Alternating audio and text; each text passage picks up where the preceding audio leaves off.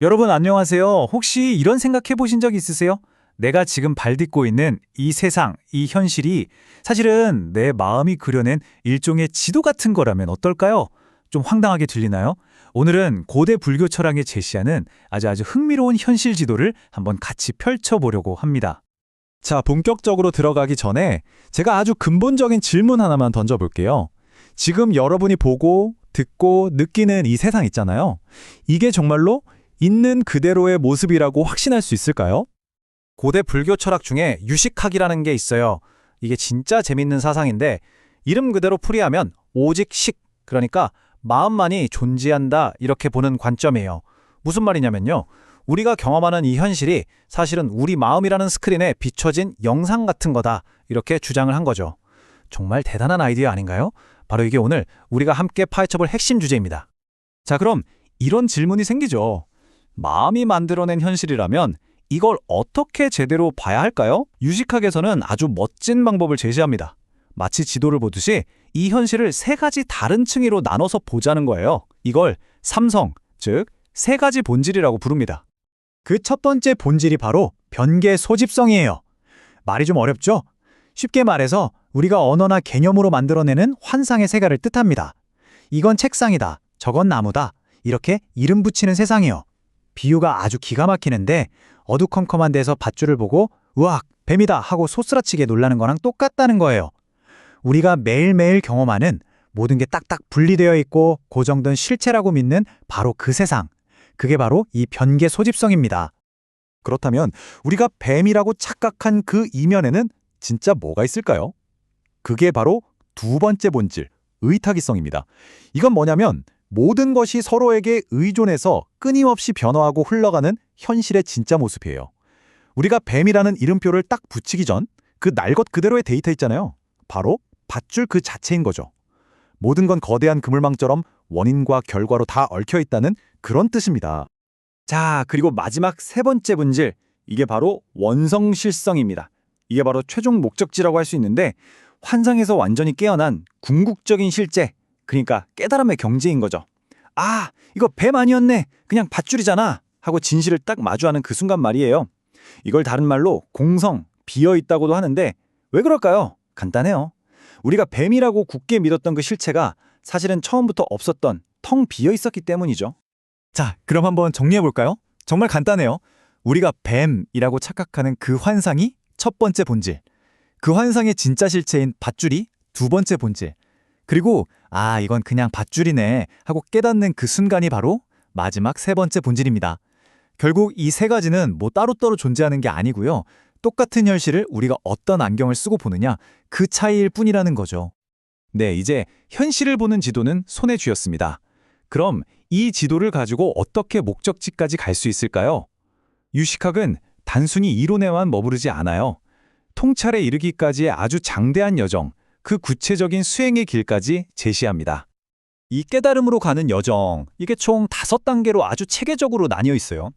첫 번째는 마치 긴 여행을 떠나기 전에 식량을 챙기듯 선업이라는 마음의 양식을 쌓는 단계고요. 그 다음엔 마음을 한 곳에 모으는 집중 훈련을 하죠. 그러다 보면 어느 순간 나와 세상이 사실은 둘이 아니구나 하는 걸 언뜻 엿보는 통찰의 순간이 찾아옵니다. 근데 여기서 끝이 아니에요. 이게 정말 대단한 건데 수많은 생을 거치면서 그 통찰을 계속해서 갈고 닦아야 한다는 거예요.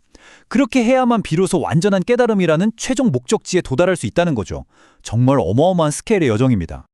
이 여정이 얼마나 장대한지 이 그래프를 보시면 아마 입이 떡 벌어지실 겁니다. 초기 불교에서는 빠르면 한 생, 길어야 7번의 생 안에 깨달음을 얻는다고 봤어요. 이것도 물론 대단하죠. 그런데 유식학 같은 대승불교에서는 사마승기 겁이라는 시간이 걸린다고 해요. 겁이라는 시간 단위 자체가 우주가 한번 생겼다가 사라지는 상상도 못할 시간인데 그 앞에 셀 수 없다는 말이 3번이나 붙는 거예요. 와, 이건 뭐 거의 영원이라고 봐야겠죠? 정말 상상을 초월하는 시간입니다.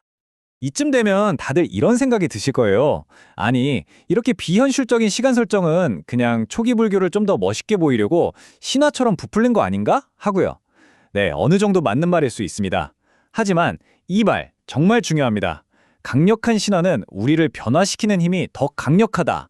바로 이 지점에서 우리는 진짜란 과연 무엇인가 하는 아주 근본적인 문제와 딱 마주치게 되는 거죠. 네, 바로 진정성의 문제입니다. 우리 현대인들은 특히 원본, 오리지널, 진짜 이런 거에 굉장히 민감하잖아요. 과연 이 어마어마한 가르침들이 진짜 부처님의 오리지널 가르침이라고 할 수 있을까요? 다시 한번 묻겠습니다. 이렇게 셀 수도 없는 시간을 이렇게 복잡한 단계를 거쳐야만 도달할 수 있다는 이 길이 과연 진짜 불교일까요? 원본 그대로의 가르침이라고 할 수 있을까요? 정말 중요한 질문입니다. 이 질문에 대한 힌트를 얻기 위해서 한번 역사 속으로 들어가 보죠. 현존하는 가장 오래된 불교 기록이 바로 아소카 왕의 돌기둥에 새겨진 글이거든요. 그런데 정말 놀라운 사실은 이 기록이 지금 우리가 가지고 있는 그 어떤 경전과도 내용이 일치하지 않는다는 겁니다.